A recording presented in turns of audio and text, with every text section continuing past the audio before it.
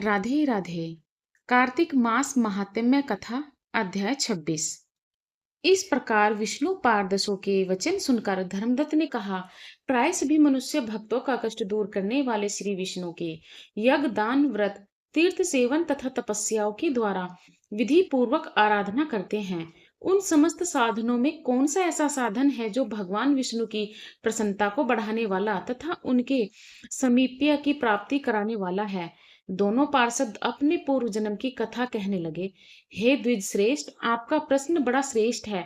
आज हम आपको भगवान विष्णु को शीघ्र प्रसन्न करने का उपाय बताते हैं। हम इतिहास सहित प्राचीन वृतांत सुनाते हैं। सुनो, ब्राह्मण पहले कांचीपुरी में चोल नामक एक चक्रवर्ती राजा हो गए। उन्हीं के नाम पर अनेक अधीन रहने वाले सभी देश चोल नाम से विख्यात हुए। राजा चोल जब इस भूमंडल का शासन करते थे, उस समय उनके राज्य में कोई भी मनुष्य दरिद्र, दुखी, पाप में मन लगाने वाला अथवा रोगी नहीं था। एक समय की बात है, राजा चोल अनंत शयन नामक तीर्थ में गए, जहां जगदीश्वर भगवान विष्णु ने योग निंद्रा का आश्रय लेकर शयन किया था। वहां भगवान विष्णु की दिव्य विग्रह की राजा ने विधि पूर्वक पूजा की। दिव्य मणि, मुफ्ता फल तथा स्वर्ण के बने हुए सुंदर पुष्पों से पूजन करके साष्टांग प्रणाम किया। प्रणाम करके जो ही बैठे, उसी समय उनकी दृष्टि भगवान के पास आते हुए एक ब्राह्मण पर पड़ी, जो उन्हीं की कांची नगरी के निवासी थे। उनका नाम विष्णुदास था। उन्होंने भगवान की पूजा के लिए अपने हाथ में तुलसी दल और जल ले रखा था। निकट आने पर उन ब्राह्मण ने विष्णु सूक्त का पाठ करते हुए देवादेव भगवान को स्नान कराया और तुलसी की मंजरी तथा पत्तों से उनकी विधिवत पूजा। राजा चोल ने जो पहले रत्नों से भगवान की पूजा की थी, वह सब तुलसी पूजा से ढक गई। यह देखकर राजा कुपित होकर बोले, विष्णुदास, मैंने मणियों तथा स्वर्ण से भगवान की जो पूजा की थी, वह कितनी शोभा पा रही थी, तुमने तुलसी दल चढ़ाकर उसे ढक दिया। बताओ, ऐसा क्यों किया? मुझे तो ऐसा जान पड़ता है कि तुम दरिद्र और गंवार हो, भगवान विष्णु की भक्ति को बिल्कुल नहीं जानते। राजा की यह बात सुनकर द्विज श्रेष्ठ विष्णुदास ने कहा, राजन, आपको भक्ति का कुछ भी पता नहीं है। केवल राजलक्ष्मी के कारण आप घमंड कर रहे हैं। बतलाइए तो, आज से पहले आपने कितने वैष्णव व्रतों का पालन किया है? तब नरपश्रेष्ठ चोल ने हंसते हुए कहा, तुम तो दरिद्र और निर्धन हो, तुम्हारी भगवान विष्णु में भक्ति ही कितनी है। तुमने भगवान विष्णु को संतुष्ट करने वाला कोई भी यज्ञ और दान आदि नहीं किया, और न पहले कभी कोई देवा मंदिर ही बनवाया है। इतने पर भी तुम्हें अपनी भक्ति का इतना गर्व है। अच्छा, तो ये सभी ब्राह्मण मेरी बात सुन लें। भगवान विष्णु के दर्शन पहले मैं करता हूँ या यह ब्राह्मण? इस बात को आप सब लोग देखें, फिर हम दोनों में से किसकी भक्ति कैसी है, यह सब लोग स्वतः ही जान लेंगे। ऐसा कहकर राजा अपने राजभवन को चले गए। वहां उन्होंने महर्षि मृदुल को आचार्य बनाकर वैष्णव यज्ञ प्रारंभ किया। उधर सदैव भगवान विष्णु को प्रसन्न करने वाले शास्त्रोक्त नियमों में तत्पर विष्णुदास भी व्रत का पालन करते हुए वहीं भगवान विष्णु के मंदिर में टिक गए। उन्होंने माघ और कार्तिक के उत्तम व्रत का अनुष्ठान, तुलसी वन की रक्षा, एकादशी को द्वादशाक्षर मंत्र का जाप, नृत्य, गीत आदि मंगलमय आयोजनों के साथ प्रति पौरुषोपचार से भगवान विष्णु की पूजा आदि नियमों का आचरण किया। वे प्रतिदिन चलते फिरते और सोते हर समय भगवान विष्णु का स्मरण किया करते थे। उनकी दृष्टि सर्वत्र सम गई थी। वे सब प्राणियों के भीतर एकमात्र भगवान विष्णु को ही स्थित देखते थे। इस प्रकार राजा चोल और विष्णुदास दोनों ही भगवान लक्ष्मीपति की आराधना में संलग्न थे। दोनों ही अपने अपने व्रत में स्थित रहते थे और दोनों की ही संपूर्ण इंद्रिया तथा समस्त कर्म भगवान विष्णु को समर्पित हो चुके थे। इस अवस्था में उन दोनों ने दीर्घ काल व्यतीत। राधे राधे। इससे आगे की कहानी आप 27वें अध्याय में सुनेंगे। राधे राधे। 27वां अध्याय, कार्तिक मास महात्म्य कथा अध्याय 27। पार्षदों ने कहा, एक दिन की बात है, विष्णुदास ने नित्य कर्म करने के पश्चात भोजन तैयार किया, किंतु कोई छिपकर उसे चुरा ले गया। विष्णुदास ने देखा भोजन नहीं है, परंतु उन्होंने दोबारा भोजन नहीं बनाया, क्योंकि ऐसा करने पर सायंकाल की पूजा के लिए उन्हें अवकाश नहीं मिलता। अतः प्रतिदिन के नियम का भंग हो जाने का भय था। दूसरे दिन पुनः उसी समय पर भोजन बनवाकर वे जो ही भगवान विष्णु को भोग अर्पण करने के लिए गए, त्यों ही किसी ने आकर फिर सारा भोजन हड़प लिया। इस प्रकार 7 दिन तक लगातार कोई उनका भोजन चुरा कर ले जाता रहा। इससे विष्णुदास को बड़ा विस्मय हुआ। वे मन ही मन इस प्रकार विचार करने लगे, ओहो, कौन प्रतिदिन आकर मेरी रसोई चुरा ले जाता है। यदि दोबारा रसोई बनाकर भोजन करता हूँ तो सायकाल की पूजा छूट जाती है। यदि रसोई बनाकर तुरंत ही भोजन कर लेना उचित हो तो मुझे यह न होगा, क्योंकि भगवान विष्णु को सब कुछ अर्पण किए बिना कोई भी वैष्णव भोजन नहीं करता। आज उपवास करते हुए मुझे 7 दिन हो गए। इस प्रकार मैं व्रत में कब तक स्थिर रह सकता हूँ। अच्छा, आज मैं रसोई की भली भांति रक्षा करूंगा। ऐसा निश्चय करके भोजन बनाने के पश्चात वे वहीं छिपकर खड़े हो गए। इतने में ही उन्हें एक चांडाल दिखाई दिया, जो रसोई का अन्न हरकर जाने के लिए तैयार खड़ा था। भूख के मारे उसका सारा शरीर दुर्बल हो गया था। मुख पर दीनता छा रही थी। शरीर में हाड़ और चाम में सिवा कुछ शेष नहीं बचता था। उसे देखकर श्रेष्ठ ब्राह्मण विष्णुदास का हृदय करुणा से भर आया। उन्होंने भोजन चुराने वाले चांडाल की ओर देखकर कहा, भैया, जरा ठहरो ठहरो, क्यों रूखा सूखा खाते हो? यह घी तो ले लो। इस प्रकार कहते हुए विप्रवर विष्णुदास को आता देख वह चांडाल भय के मारे बड़े वेग से भागा और कुछ ही दूरी पर मूर्छित होकर गिर पड़ा। चांडाल को भयभीत और मूर्छित देखकर द्विजश्रेष्ठ विष्णुदास बड़े वेग से उसके समीप आए और दयावंश अपने वस्त्र के छोर से उसको हवा करने लगे। तदंतर जब वह उठकर खड़ा हुआ तब विष्णुदास ने देखा, वहां चांडाल नहीं बल्कि साक्षात नारायण ही शंख चक्र और गदा धारण किए सामने उपस्थित हैं। अपने प्रभु को प्रत्यक्ष देखकर विष्णुदास सात्विक भावों के वशीभूत हो गए। वे स्तुति और नमस्कार करने में भी समर्थ न हो सके। तब भगवान ने सात्विक व्रत का पालन करने वाले अपने भक्त विष्णुदास को छाती से लगा लिया और उन्हें अपने जैसा रूप देकर बैकुंठ धाम को ले चले। उस समय यज्ञ में दीक्षित हुए राजा चोल ने देखा, विष्णुदास एक श्रेष्ठ विमान पर बैठकर भगवान विष्णु के समीप जा रहे हैं।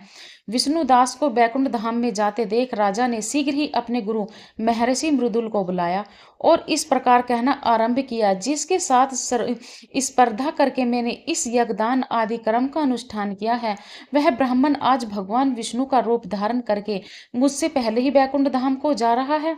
मैंने इस वैष्णव धाम में भली भांति दीक्षित होकर अग्नि में हवन किया और दान आदि के द्वारा ब्राह्मणों का मनोरथ पूर्ण किया। यद्यपि तथापि अभी तक भगवान विष्णु मुझ पर प्रसन्न नहीं हुए और इस पर विष्णुदास को केवल भक्ति के ही कारण श्री हरि ने प्रत्यक्ष दर्शन दिया है। अतः जान पड़ता है कि भगवान विष्णु केवल दान और यज्ञों से प्रसन्न नहीं होते, उन प्रभु का दर्शन कराने में भक्ति ही प्रधान कारण है। दोनों पार्षदों ने कहा। इस प्रकार कहकर राजा ने अपने भांजे को राज सिंहासन पर अभिषिक्त कर दिया। वे बचपन से ही यज्ञ की दीक्षा लेकर उसी जंगल में संलग्न रहते थे, इसलिए उन्हें कोई पुत्र नहीं हुआ था।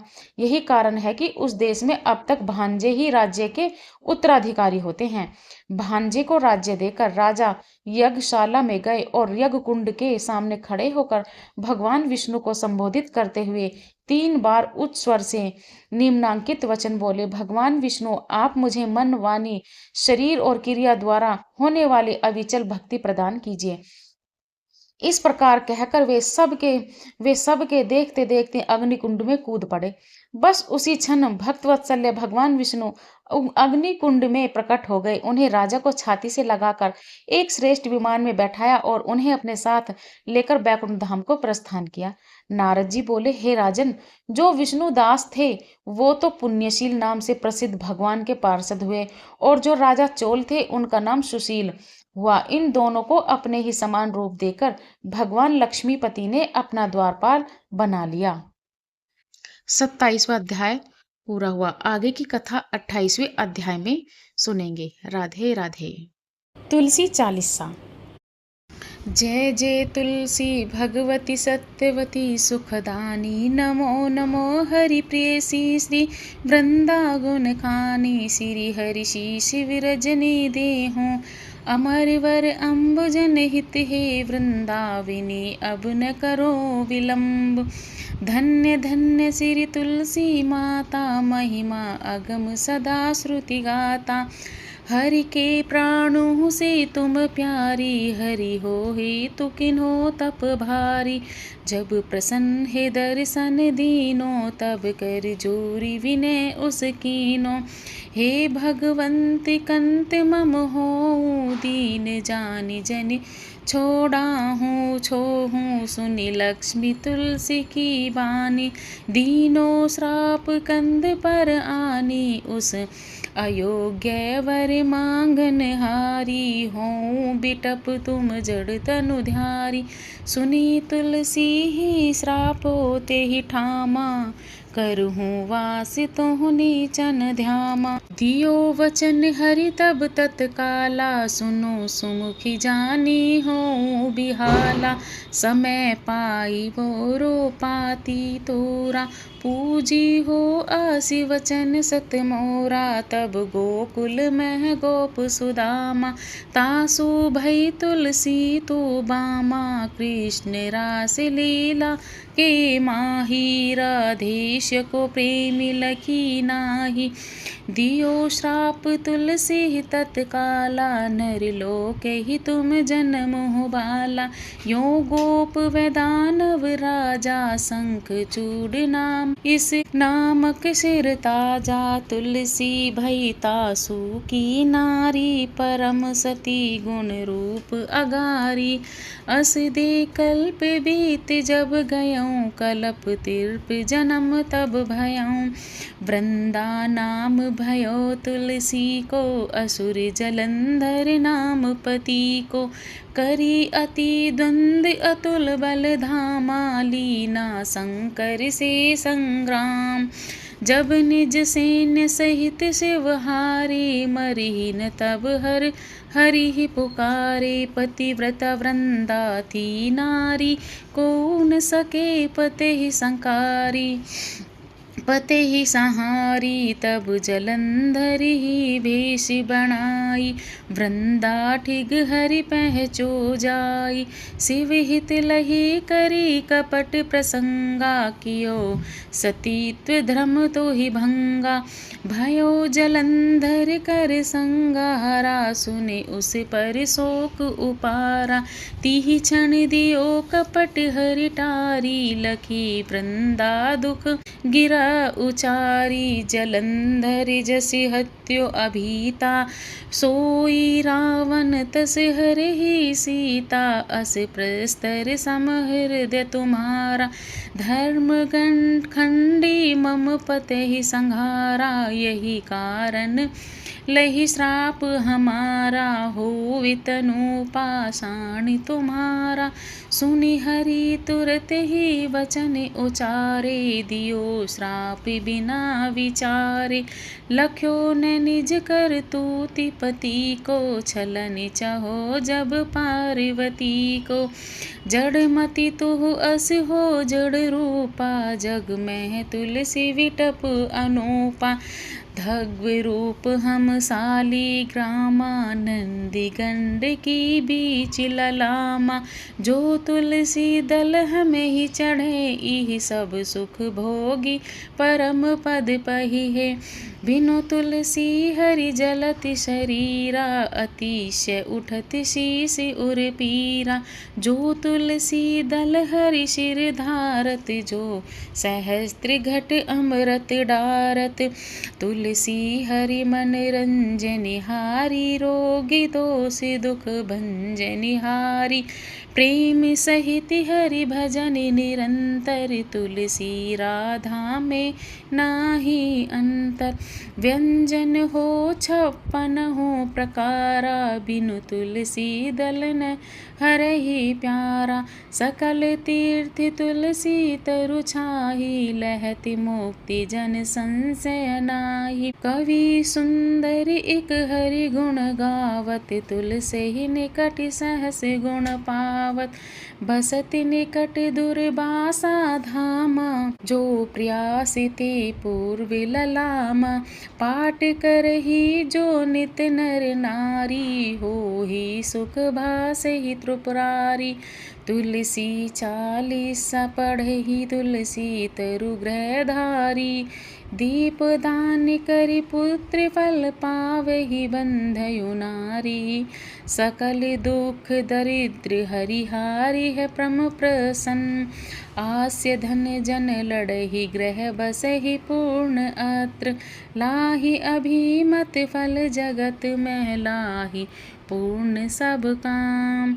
जेहि दल अर्पहि तुलसी तै सहस बसी हरि राम। तुलसी महिमा नाम लख तुलसी सूत। सुख राम मानस चालिस रचो जग में तुलसीदास। राधे राधे। अध्याय के बाद में तुलसी चालीसा और तुलसी आरती अवश्य करनी चाहिए। राधे राधे। तुलसी महारानी नमो नमो, हरि की पटरानी नमो नमो। धन तुलसी पूरन तप कीनो, शालिग्राम बनि पटरानी। जाके पत्र मंजरी, कोमल श्रीपति कमल चरण लपटानी। तुलसी महारानी नमो नमो, हरि की पटरानी नमो नमो।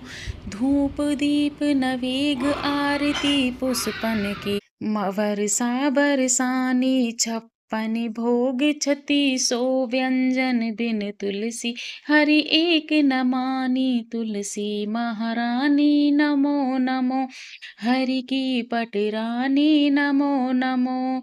सभी सखी मैया तेरो यश गावे, भक्ति दान दीजे महारानी। नमो नमो तुलसी महारानी नमो नमो। तुलसी महारानी नमो नमो, हरि की पटरानी नमो नमो।